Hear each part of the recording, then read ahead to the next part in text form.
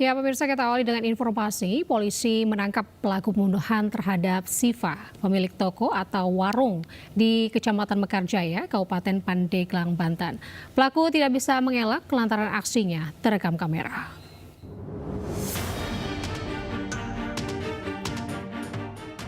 Aksi pembunuhan terhadap Siva, pemilik toko atau warung di Kecamatan Mekarjaya, Kabupaten Pandeglang, Banten terekam kamera.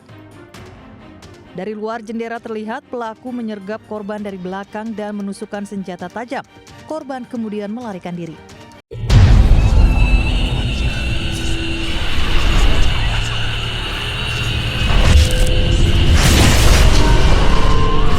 Hai semuanya, Assalamualaikum warahmatullahi wabarakatuh. Terima kasih yang udah klik video ini dan selamat datang kembali di channel aku. Oke, untuk video kali ini aku akan menceritakan kasus yang baru terjadi beberapa minggu yang lalu di Pandeglang, Banten. Untuk kalian yang mau tahu kisah lengkapnya, langsung aja kita masuk ke ceritanya. Jadi, semuanya bermula di hari Jumat, lebih tepatnya pada tanggal 9 Februari 2024.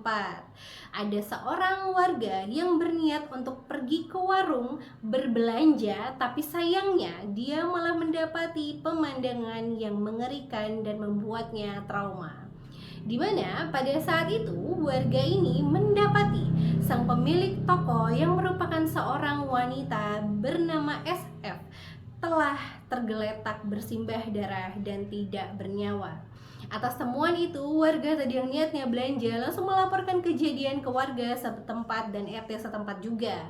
Tentunya penemuan jasad pemilik warung ini menghebohkan seluruh warga Desa Kadubelang, Kecamatan Mekarjaya, Pandeglang, Banten. Katanya nih, setelah ditelaah, kemungkinan besar SF itu meninggal dunia akibat luka sayatan yang ada di tubuhnya, khususnya luka sayatan yang ada di punggung dan lehernya. Nah, udah nih ya, dengan ditemukan jasad SF ini aja, ini udah merupakan kejadian yang sangat mengerikan, memilukan, dan menyedihkan kan. Tapi apa kalian tahu, ada kejadian yang sangat menyedihkan juga selain penemuan jasad SF ini. Di mana di samping jasad SF ini ditemukan seorang balita yang tengah menangis sambil menunjuk-nunjuk jasad SF, yang ternyata balita itu merupakan anak dari SF, sang pemilik warung. Semua warga pilu melihat pemandangan itu dan sangat merasakan kesedihan yang mendalam tentang nasib balita dan penemuan jasad SF ini. Atas semua penemuan yang mengerikan ini, seluruh warga pun melaporkan kejadian itu ke polisi setempat, dan tanpa babi bu lagi, polisi setempat pun langsung melakukan olah TKP dan mencari tahu sebenarnya apa yang terjadi dengan SF dan siapa dalang di balik ini semua.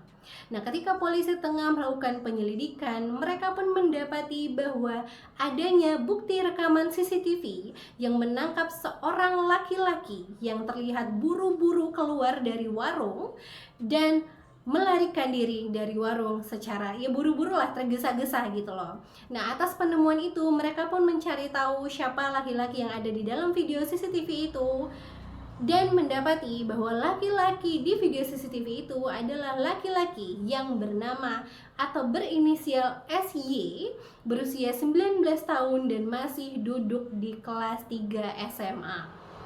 Aku tuh nggak ngerti ya, kayak kemarin juga kejadian yang aku ceritain kan, itu juga anak SMA, sekarang juga anak SMA. Kenapa anak SMA kelas 3 tuh belakangan itu sering banget jadi tersangka utama sebuah kasus yang mengerikan gitu loh. Karena menurut aku kayaknya waktu aku SMA ya, anak-anaknya sebadung-badung cowok-cowoknya gak, pokoknya itulah ya, intinya ini serem banget tau. Bener-bener kayak aku pas bacanya tuh, loh kok hampir tiap bulan di tahun 2024 ini ada kasus kriminal yang tersangka utamanya masih belasan tahun, bahkan masih duduk di bangku SMA gitu loh kan. Naas banget kan sebenarnya. Oke, kita lanjut. Nah, berbekal dari rekaman CCTV dan dikantonginya identitas dari laki-laki di dalam CCTV itu, polisi pun langsung dengan sigap mencari SY saat itu juga. Tapi ternyata SY didapati telah berlari atau kabur ke kota Serang, Banten. Tapi polisi tidak bodoh ya say. Polisi langsung berhasil menangkap SY kurang dari 1 kali 24 jam, lebih tepatnya tanggal 10 Februari pada dini hari.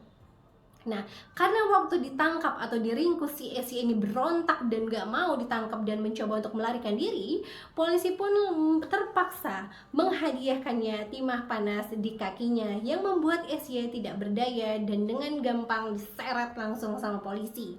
SY ya, tolong dong, kamu udah jahat, udah ngelakuin tindakan kriminal, gak usah kabur ya. Yang ngejar kamu tuh rame, kamu sendirian, gak usah sok-sokan. Itu kan hadiah, selamat dengan hadiah timah panasnya ya Bapak SY ya. Nah, karena si SY ini sudah ditangkap polisi, polisi pun dengan mudah menginterogasinya dan dapat menanyakan kronologi kejadian atas hilangnya nyawa SF atau sang pemilik warung di Pandeglang, Banten. Jadi sekarang aku akan menceritakan kronologi singkat menurut dari laporan polisi yang didapat dari si SY ini ya. Jadi kronologinya menurut Karbin Ops Satreskrim Polres Pandeglang, Ibda Beni Sukirman menyatakan bahwa pelaku itu datang ke warung korban menggunakan sepeda motor dan berdalih ingin berbelanja pembasmi hama gitu loh, atau pokoknya pembasmi hama yang biasa dipakai sama petani gitu loh. Nah, kenapa nih dia belanja pembasmi hama di warungnya si korban ya kan? Karena warungnya korban ini tidak hanya menjual sembako dan lain-lain, tapi juga menjual kebutuhan petani lainnya gitu loh.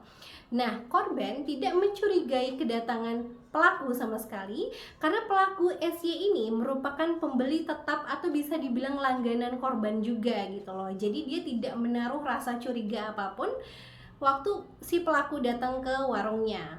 Nah, pas korban lagi nyari-nyari nih kebutuhan ataupun sesuatu yang ingin dibeli sama pelaku tidak menyia-nyiakan waktu, dia langsung menusuk punggung korban sebanyak 2 kali. Tapi pada saat itu korban masih sempat melakukan perlawanan dan pelaku pun tidak segan-segan terus menghadiahkan tusukan demi tusukan kepada korban sampai tusukan di leher korban yang menyebabkan korban kehilangan nyawa pada saat itu juga. Astagfirullahaladzim, ya Allah, jahatnya. Terus kalian tahu pas udah memastikan bahwa si korbannya itu udah meninggal karena ditusuk terus sama dia ya kan, pelaku yang langsung mencuri handphone korban dan mengambil uang tunai sebesar Rp200.000 saja di laci warung korban dan kabur seperti yang terlihat di rekaman CCTV yang disaksikan oleh polisi. Dan kalian tahu ternyata itu buat apa? Jadi polisi mencari tahu kan kenapa ini orang tega banget ngebunuh pemilik warung, seorang wanita muda yang waktu itu masih 27 tahunan dan mempunyai seorang balita, padahal korban tidak punya masalah apapun dengan pelaku gitu kan. Pasti kan penasaran kan polisi. Nah, setelah ditanya, digali-gali terus, si pelaku mengakui bahwa dia melakukan itu karena dia memiliki hutang kepada kakaknya sebesar Rp300.000. Iya, dia punya hutang sama kakaknya sebesar Rp300.000 dan karena katanya kakaknya nagih-nagih terus, nagih-nagih mulu sambil marah-marah, jadi si SY ini atau pelaku ini pusing gitu loh. Jadi dia kesetanan, nggak tahu kenapa, kerasukan apa, jadi dia mikirnya cara pintas dengan cara mencuri HP dan mencuri uang serta membunuh si pemilik warung. Gimana ya, kayak utang sama kakak 300.000 gara-gara kakaknya lagi terus dia bunuh orang. Kenapa? Kayak emang kakaknya nagihnya gimana banget sih sampai dia tuh tega kayak ketutup matanya, kesetanan sampai ngebunuh seorang wanita muda dan cuman ngambil uang 200.000 loh, ini 200.000 dan itu utang sama kakaknya 300.000. Kayak dia nggak bisa ngambil cara lain, milih cara lain gitu selain membunuh orang, ya kan? Nah terus nih ya, terus atas semua perbuatannya, SY atau pelaku utama pada kasus ini dikenai pasal 365 ayat 3 KUHP dengan hukuman penjara 15 tahun lamanya.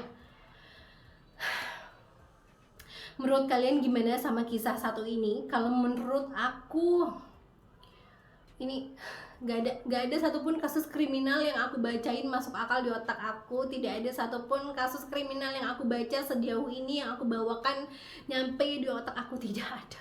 Apalagi ini yang dia ngebun-bun orang karena punya hutang sama kakaknya 300.000 rupiah saja, dan yang diambilnya juga 200.000 rupiah plus HP, dan dia ngebun-bun orang yang nggak punya masalah apapun sama dia.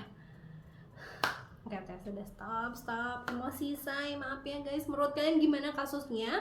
Komen di bawah ya. Ya Allah, semoga kenapa ya di tahun 2024 ini di Indonesia makin banyak banget kasus-kasus pembunuhan yang alasannya tuh,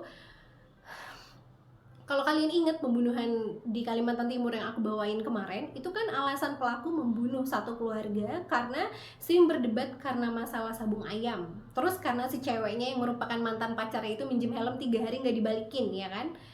Terus dibun-bun. Kayak, maksudnya itu kan sebenarnya masalah yang bisa diomongin ya, tidak harus dengan menghilangkan nyawa, ya kan?